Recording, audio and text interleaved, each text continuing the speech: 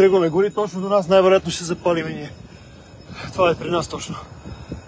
Измъкнахме колите, децата, взехме каквото можахме, документи и тръгваме.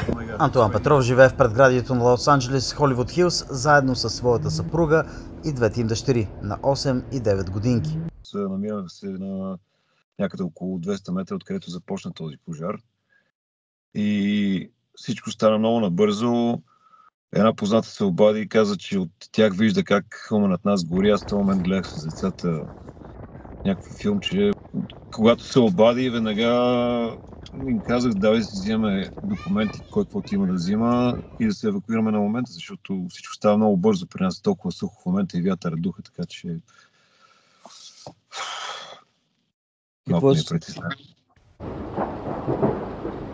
През нощта в четвъртък изглежда, че най-лошото се е разминало. При нас специално не слезе долу до самите жилищни сгради. Беше някъде на около 20 метра от най-близката жилищна сграда. При мен беше около 100-150 метра, може би. До толкова беше стигнал. Бяхме се оплашили страшно много.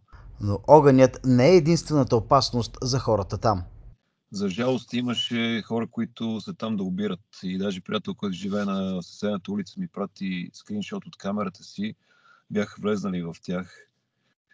И след това ги видях същите трима с един жълт хамър бяха на нашата улица. При нас цял ден днеска усещахме пушека и го виждахме от пожара в Пасадина. Неприятно е, пушека навсякъде, въздух е много сух, много силен вятър имаше. Лос-Анджелес в момента просто не е този град, който беше... Това е един, може би, най-тежкият пожар.